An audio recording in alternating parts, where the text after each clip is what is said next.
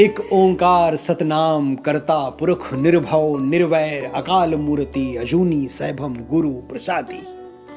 वो एक है, ओंकार जैसा है, एक ओंकार, उसका नाम सत्य है। सतनाम वही करने वाला है, करता पुरख। दुनिया में किसी को भी यह धोखा हो सकता है कि जो हो रहा है मेरे करने से हो रहा है, लेकिन अंतिम सच यही है कि करने वाला कोई और है, हम निमित्त मात्र हैं।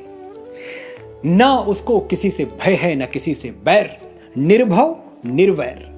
वो एक ऐसी प्रतिमा है जो काल यानी समय से परे है, अकाल मूर्ति। अयोनी है, योनि से नहीं जन्मा, स्वयंभू है, अजूनी सैभम। और उसे पाने का एक ही मार्ग है, गुरु प्रसादी, यानी गुरुओं से वो प्रसाद स्वरूप मिल गया तो मिल गया। बाकी दुनिया के किसी बाजार में उसे खरीदा नहीं जा सकता, किसी धन से तोला नहीं जा सकता और किसी तलवार से जीता नहीं जा सकता। एक ओंकार सतनाम करता पुरख निर्भव निर्वैर अकाल मूर्ति अजूनी सैभम गुरु प्रसादी।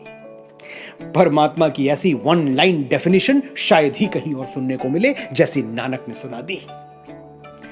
जपजी साहब में नानक आगे कहते हैं, आदि सच जुगादि सच है भी सच, नानक होसी भी सच।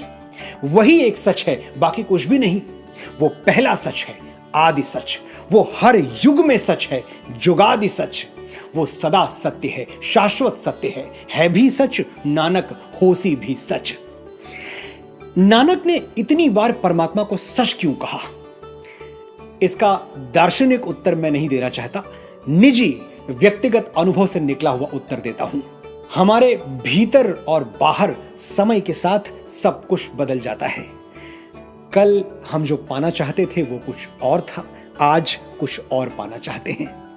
कल किसी से ऐसा प्रेम था कि लगा उसके बिना मर ही जाएंगे, वो नहीं मिला, लेकिन हमने अपने आप को बदल लिया, किसी के प्रेम में मरे नहीं, जीते रहे। कल के आदर्श कुछ और थे, आज के आदर्श कुछ और हैं। मैं दावे से कह सकता हूं, आप जो 5 साल पहले थे वो आज नहीं हैं, और जो आज हैं वो 5 साल बाद नहीं रहेंगे। सब कुछ बदल जाएगा। कुम्हार के चाक की तरह हमारा जीवन चक्र घूमता रहता है, लेकिन ये चाक एक कील पर, एक धुरी पर हमेशा टिका रहेगा। ये कील कभी नहीं बदलेगी, ये कील कभी नहीं हिलेगी। ये कील, ये धुरी परमात्मा है। हमारे अंदर परमात्मा कभी नहीं बदलता, और सच की एक ही परिभाषा है कि जो कभी ना बदले, हमेशा एक जैसा रहे, शाश्वत रहे, वही सच है। तभी नानक ईश्वर को आदि सच जुगादि सच कहते हैं। नानक आगे कहते हैं, सोचे सोच न होई जो सोची लख बार, चुप्पे चुप न होई जे लाई रहा लिवतार। परमात्मा सोच की सीमाओं से परे है, उसे सोच सोच के नहीं पाया जा सकता। हाँ, गा गा के पाया जा सकता है जैसे नानक ने पाया, नाच नाच के पाया जा सकता है जैसे मीरा ने पाया। सोचने वाला चाहे लाखों बार सोचे, उसे खोखले सूत्र तो मिल जाएंगे, ईश्वर नहीं मिलेगा। सोचे सोच न होई जे सोची लख बार। गुरु नानक देव एक नवाब के घर पे ठहरे हुए थे, मेहमान थे।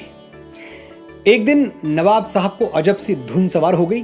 वो बोले, तुम तो कहते हो नानक कि ना कोई हिंदू है ना कोई मुसलमान, तो एक काम करो, आज जुमा है, शुक्रवार, हम सब नमाज पढ़ने जा रहे हैं, तुम भी चलो हमारे साथ, नमाज पढ़ो। नानक तुरंत मान गए, फौरन राजी हो गए। बस एक शर्त है, मैं तभी नमाज पढ़ूंगा जब नवाब साहब आप नमाज पढ़ेंगे। नवाब हंसने लगे, बोले, अरे हम मस्जिद नमाज पढ़नी तो जा रहे हैं, और कुछ थोड़ी करना है वहां, चलो हमारे साथ, शर्त मंजूर है। पूरा गांव इकट्ठा हो गया, शोर मच गया कि नानक नमाज पढ़ने जा रहे हैं। नानक मस्जिद पहुंचे, नमाज पढ़ी गई, लेकिन नानक खड़े रहे, ना तो झुके ना नमाज पढ़ी। नवाब साहब ने यह देखा तो उनका खून खौल उठा। किसी तरह गुस्से में नमाज खत्म की और बरस पड़े नानक पर, तुम धोखेबाज हो, फरेबी हो, कहां के साधु, कहां के संत, जुबान दी थी तुमने कि नमाज पढ़ोगे, फिर भी नहीं पढ़ी। नानक बोले, नवाब साहब जुबान दी थी ये तो आपको याद है, लेकिन साथ में एक शर्त भी रखी थी, उसे आप भूल गए। जब तक आप नमाज ना पढ़ें मैं नहीं पढ़ूंगा। आपने नहीं पढ़ी तो मैंने भी नहीं पढ़ी। नवाब साहब को और गुस्सा आ गया, क्या कह रहे हो तुम, पूरे गांव ने देखा कि मैंने नमाज पढ़ी, किसी से भी पूछ लो। नानक बोले, अरे इनकी गवाही मैं नहीं मानता, मैंने खुद आपको देखा, पूरी तरह से आपको देखा, अंदर तक आपको देखा, आपके भीतर क्या चल रहा था ये भी देखा।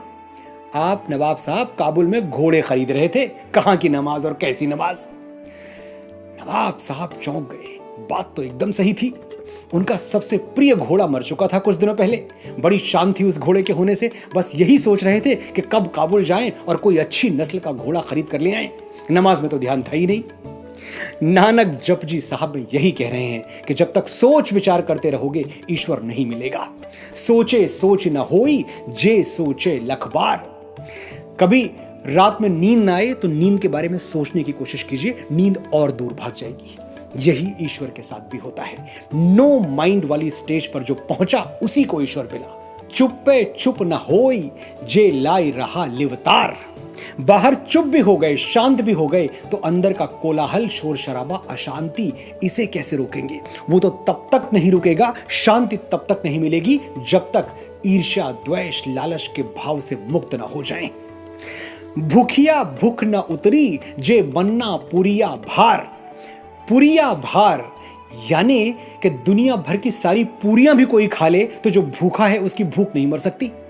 यहां नानक लालच की ओर इशारा कर रहे हैं, तृष्णा की ओर इशारा कर रहे हैं, नीड और ग्रीड में जो अंतर है उसकी ओर इशारा कर रहे हैं। नीड तो ऊपर वाला सबकी पूरी करता है, लेकिन ग्रीड, लालच का पेट भर पाना ईश्वर के लिए भी संभव नहीं है। सहस सियाड़ पा लख होई, त इक न चले नाली। चाहे मन में कोई कितनी भी चालें चल ले, कितनी भी चतुराई से काम ले ले, ईश्वर यानी सतचित और आनंद को नहीं पा सकता।